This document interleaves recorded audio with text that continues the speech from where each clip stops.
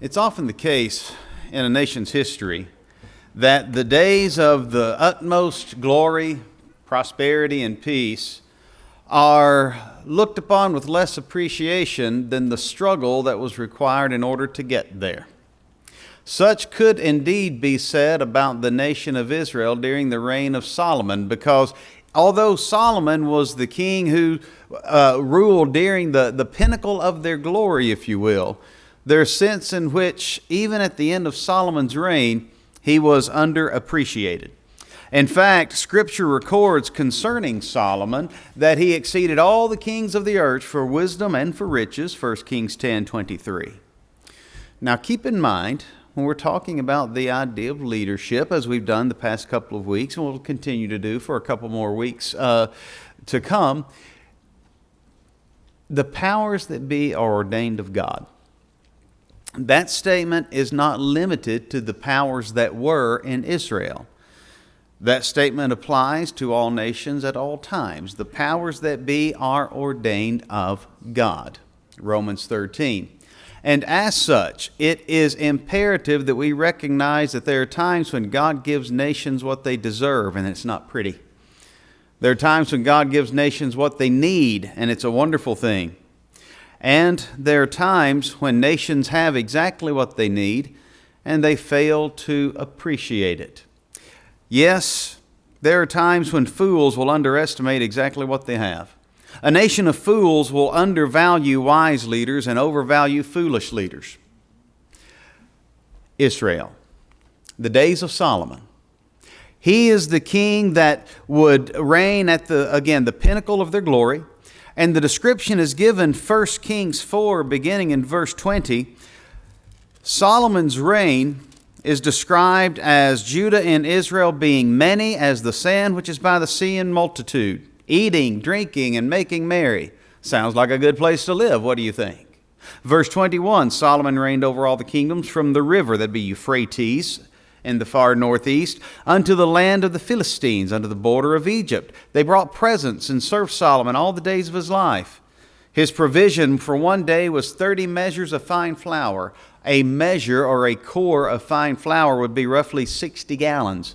30 measures would be 1,800 gallons, and that's just the fine flour. There would be another up to 3,600 gallons of the coarse meal. That's almost a tanker's truck worth of flour per day in order to feed Solomon's staff. To put things into perspective in terms of the kind of administration Solomon had, it was extensive and it was glorious. Verse 24, he had dominion over all the region this side of the river, that's Euphrates. And he had peace on all sides round about him. And don't miss verse 25. Judah and Israel dwelt safely, every man under his own vine, under his own fig tree, from Dan to Beersheba, all the days of Solomon. They had it made. They had it made. And yet, with all of that, let there be no doubt, these are the glory days. These are the glory days wherein the glory of the Lord will actually appear in the temple. 1 Kings 8:11, something they've not seen for centuries. These are the days when God would promise Solomon that there would not be another king to have his glory throughout all the land. 1 Kings 3:14. These are their glory days. And at the end of it all, 1 Kings 12, they come to Rehoboam and they say, with voices cracking and eyes watering, your father made our yoke grievous. The burden was grievous, they claimed. And please understand, Solomon wasn't perfect. He had his flaws. 1 Kings 11 relates how Solomon loved many foreign wives, and they turned his heart away from God. He was involved in the building of places of idol worship for them. Solomon had his flaws.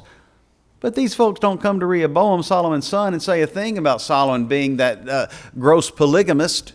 They say nothing about his heart being turned away from God. Their gripe is, he made our yoke grievous. What's it say about a nation that undervalues a wise leader and overvalues the foolish ones? Consider, if you will, the reign of Solomon. And in so doing, every benefit derived during Solomon's reign is a direct blessing from God. Thus, by taking Solomon for granted, they were actually taking God for granted. And it can also be said, if we will indeed look at life through a biblical perspective, every blessing we've got has come from God. Are we capable of recognizing wise leadership, even when it might be somewhat flawed? And are we willing to recognize foolish leadership? And do we have the courage to discern between the two? When we look at things the way Israel did, even the glory days seem grievous. That's what they said. Your father made our yoke grievous. Glory days grievous? How does that happen? Well, that is going to result from people being dissatisfied, first and foremost, with God's peace.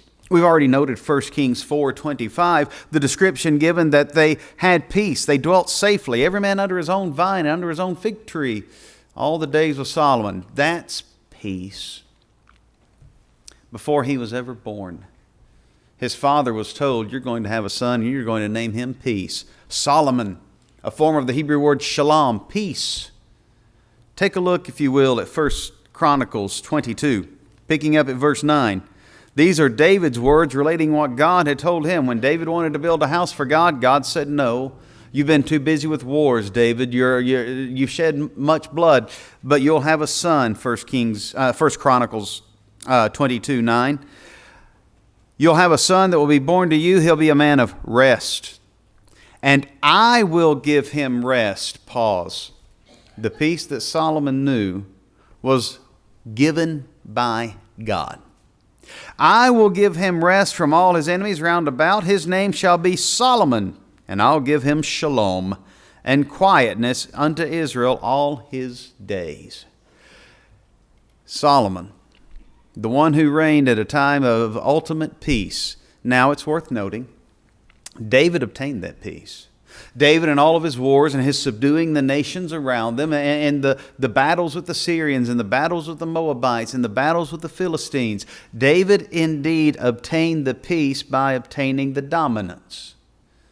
Solomon maintained it. And Solomon sustained that peace by continuing to have a strong military. In fact, if you'll take a look at the unfortunate count that David had, the census that David had enumerated, they had over 1 million fighting men available in the nation. And as Solomon began to reign, he takes over a powerful military, and he keeps the military powerful without keeping them in war. By the way, that's something nations today would benefit from learning how to do. It is possible to have a strong military without them having to practice on everybody else. Here with Solomon, he sustained peace. Yes, he had a strong military. One passage says 40,000 horses. That seems to be a scribal error. 4,000 horses. He had the 1,200 horsemen. Solomon maintained a powerful military. If you want peace, prepare for war. The old Latin saying says, Solomon was prepared, yet this peace was not simply a reflection of his military power and prowess. It was a reflection of him sustaining what God had allowed him to inherit, peace. Not only did Solomon reign during a time of God's peace, but also during a time he's God's pick. What do we mean by that? Well, we noted 1 Chronicles 22:9. God told David, you will have a son. His name will be Solomon. This event occurred as recorded in Samuel's account, 2 Samuel 7. This is when David said, I want to build a house for God. And ultimately God said, no, you will not. These events preceded David's sin with Bathsheba, the death of that son that was born to their adultery. But Solomon would be the next son born to Bathsheba. David would name that child Solomon, the very name that God had foretold of David having a son by that name. You will have a son, his name will be Solomon. God had named Solomon before his birth. And in naming Solomon at that time, God had chosen him. It's worth moving forward, this time to 1 Chronicles 28. David is speaking to Solomon, giving him encouragement regarding what lies ahead for him. And he makes the point, 1 Chronicles 28:4, howbeit the Lord God of Israel chose me. Solomon, God picked me.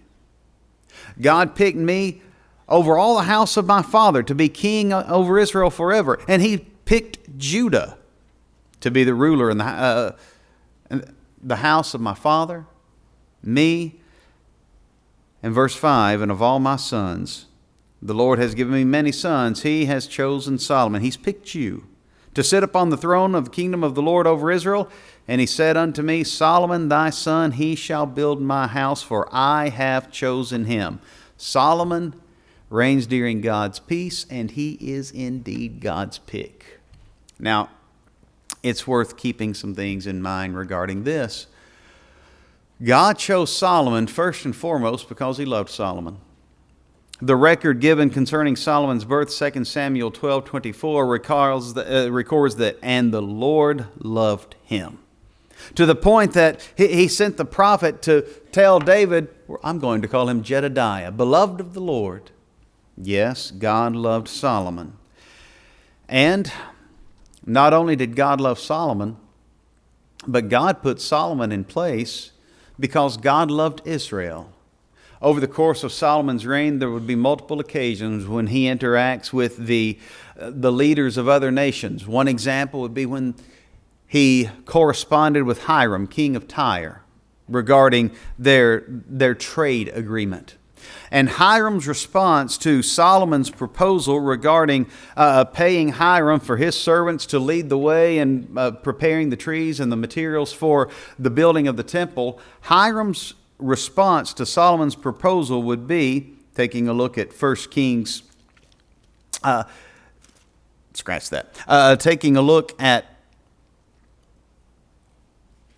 1 Kings 2, Solomon loved the Lord.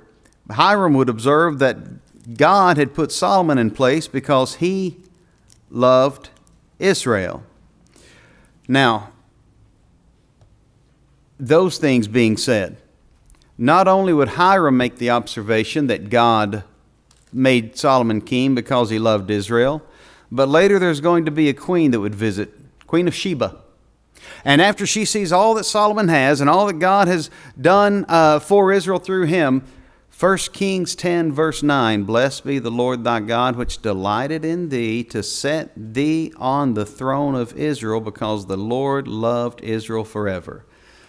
God gave Solomon rule because God loved Solomon and because God loved Israel. But Israel didn't like it even from the get-go. There were those that wanted to undermine Solomon's rule. God had a succession plan for leadership.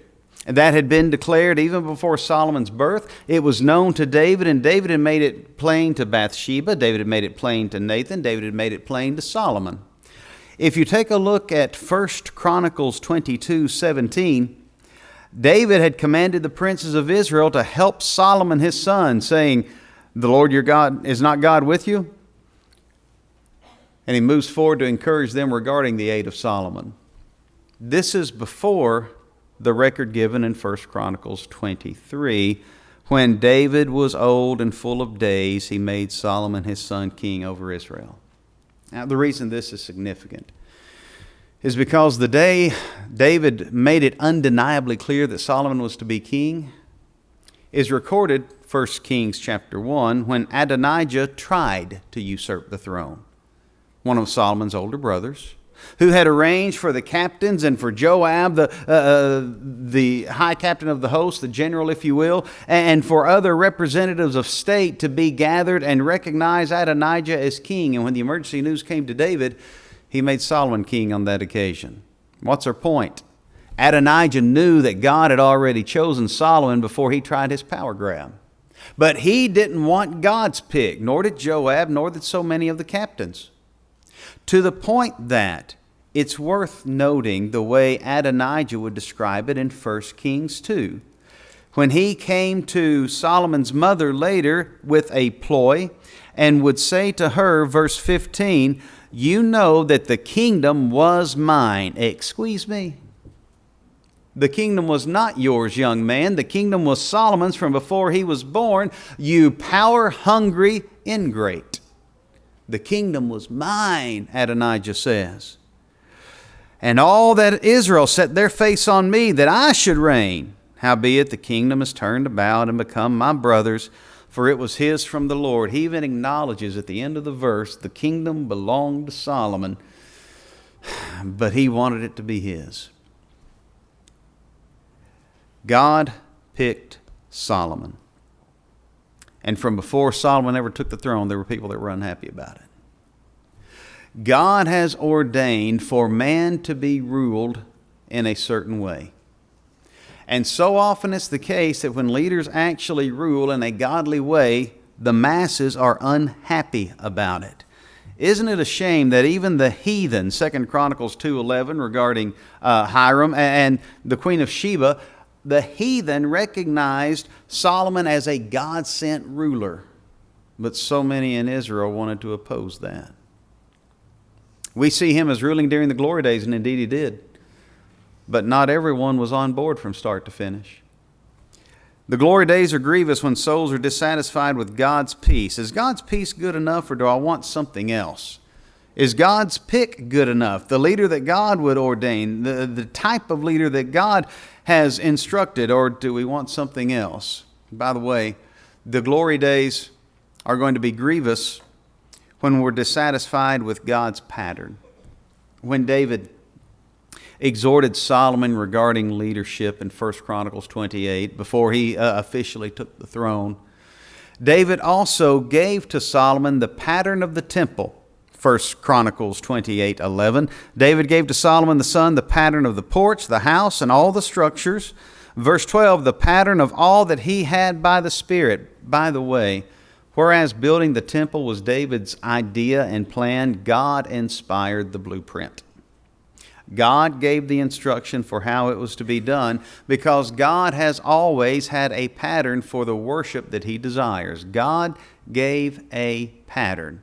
And Solomon was to follow that pattern regarding worship, and he did, following that pattern to the letter, so to speak. But not only would Solomon have that pattern to follow, God would encourage Solomon after the building of the temple had started, while it was still under construction. 1 Kings 6, God appears to Solomon and he gives him something of a conditional promise.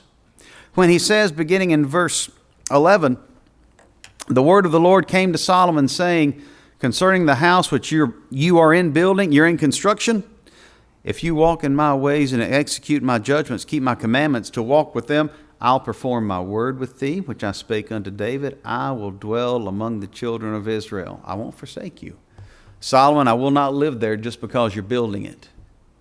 But if you'll walk with me, if you'll lead the way that I've said to lead, if you'll live the way that I've said to live, I'll dwell among the children of Israel. Thus, God gave a pattern not just for how to worship him, but for how to walk with him. And David would even encourage Solomon in this regard before Solomon took the throne. When David told Solomon, I go the way of all the earth, 1 Kings chapter 2, he said, you be strong, you show yourself a man, and you keep the charge of the Lord thy God to walk in his ways, keep his statutes and commandments and judgments. Solomon had instruction to build a certain way, to be a certain way. And as his reign started, he followed those instructions line by line, step by step. And yet, even before his reign started, there were those that were dissatisfied with his rule because they didn't like God's plan. Why not? Why were there those that wanted to oppose Solomon's pick and God's selection? Wonder. How many of them were saying, well, it can't be Solomon because Solomon's born to Bathsheba and her relationship with David was sinful from the start. Have we ever stopped to think how often God has used ugly situations to bring about beautiful benefits? Have we ever stopped to think about the number of times God has used a sinful scenario and overcome man's shortcomings, man's flawed decisions in order to bring about great blessings? There's a mindset in the world today that if there was ever sin involved in something, that we can't benefit from it in good conscience. Well, then you better not obey the gospel. God has used man's sin in order to accomplish His good. Not because He needed man to sin to do it, but because that's how powerful, how prudent our God is.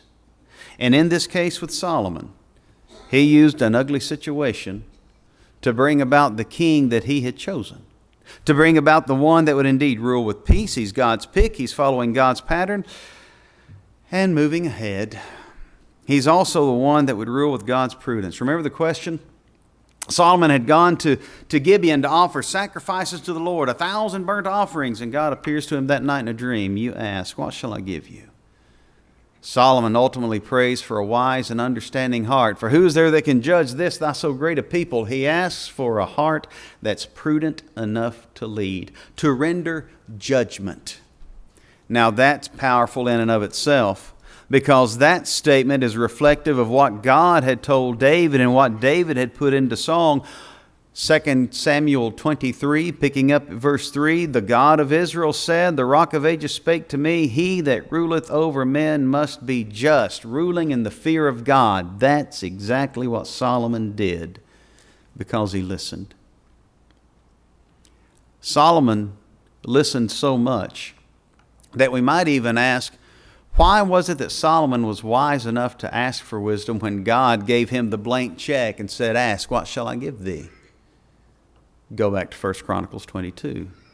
As David exhorts Solomon regarding God's plans for him and who he is to be, David would actually say, 1 Chronicles 22:12, only the Lord give thee wisdom and understanding. Give thee charge concerning Israel, that you may keep the law of the Lord thy God, and then you'll prosper. Take heed to his statutes and judgments. David said, Solomon, you're going to need wisdom from God. Now, prior to David's death, as he gave Solomon encouragement, 1 Kings chapter 2, he made an observation regarding Solomon that might not get noticed, perhaps as often as it ought. 1 Kings 2, picking up first at verse 6, David would tell Solomon, do therefore according to thy wisdom. This is before God asked Solomon, what shall I give you? In fact, as David instructed Solomon regarding how to deal with Joab and Shimei and some other problem people that would remain after David's death, he tells Solomon, 1 Kings 2:9, now therefore hold him not guiltless, for thou art a wise man. Solomon was wise before he asked for wisdom. That's why he was wise enough to ask for it. Solomon was wise enough to listen. When Dad said, son, you need wisdom, Solomon said, Dad, I think you're right. By the way, it would be this same inspired pen from this same inspired King Solomon that would write, the wise man will hear and will increase learning, and a man of understanding shall attain unto wise counsels. Proverbs 1:5. The wise are willing to listen. The flip side of that, Proverbs 1:7, the fear of the Lord is the beginning of knowledge, but fools despise wisdom and instruction. The wise want to keep learning. The fools, they've got it all figured out. They're the know-it-alls. So here's Solomon, beginning to reign. And even before his reign fully begins, David says, you're wise. Use your wisdom. You're wise. You're going to need wisdom in order to judge. And so that's exactly the kind of wisdom that Solomon petitions from God. Give me a wise and understanding heart, for who is this that can judge this thy so great a people? 1 Kings 3 will move forward by describing a scenario wherein Solomon's wisdom is exhibited for all the nation to see. When the two harlots that dwelt together, both of whom had just recently born infants, came to Solomon because one had rolled over and suffocated her child in the night and then tried to pull a switch. By the way, that's an indication of how selfish this woman was all the way around. because any mother who's ever had to bid farewell to the child to whom she gave birth wasn't looking to replace the child the next morning. She was looking to grieve the child, hold to the child, remember the child. For this woman, it was just about her having a possession. It wasn't about her having a child to love. And so she tried to take the child from the other woman. Solomon, able to read human nature, knew exactly how to see the behavior of the true mother when he said, "Bring a sword. We'll give each of them half." Well, what will a true mother do? She'll look out for the best interests of a child no matter how much it breaks her heart. You give her the child. That's the mother. Solomon's wisdom is put on display not only when it comes to judgment. His wisdom was exhibited when it came to learning. Solomon was an expert in philosophy. 3,000 proverbs and songs of 1,005, 1 Kings 4:32. He spake of trees, study of botany and dendrology. He spake of wild beasts and fowl and fishes. He was into zoology, biology. Solomon was an expert in fields galore. Yes, his wisdom showed in his willingness to listen, in his judgment, in his learning, and in his statecraft.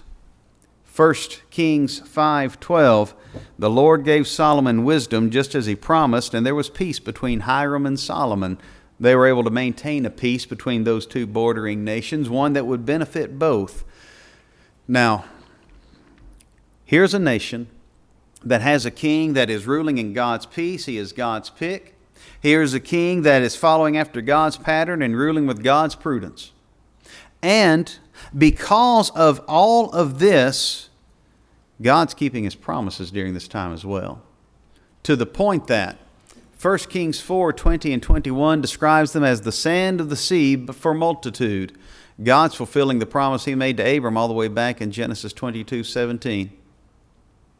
They have been waiting for over 900 years for this promise to come to fruition. And now they're seeing it right in front of their eyes in the days of Solomon. That ought to be good enough, right? We are blessed by God. We've got the leadership we need.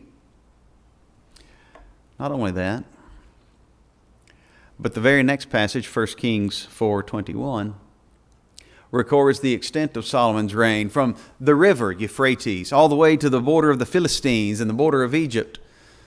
God fulfilled His population promise and His property promise during the time of Solomon. That ought to have been an eyebrow raiser. That ought to have been a reason for contentment and happiness and realizing God is with us. The problem was there was an element in the nation that didn't care if God was with them. There was something else they wanted. What was that? We'll get to it momentarily. For now, here's the king ruling with God's peace. He's God's pick. He's following God's pattern. He has God's prudence. And they're seeing God's promises to the point that they're enjoying God's prosperity. God told Solomon, I'm going to give you riches and wealth, 1 Kings 3:13. And Solomon is so wealthy, according to 1 Kings 10:21, Solomon's drinking vessels were all of gold. Why? Because silver was accounted as nothing in the days of Solomon. Silver was so commonplace that you wouldn't use it for a drinking vessel in Solomon's house. It would be considered cheap.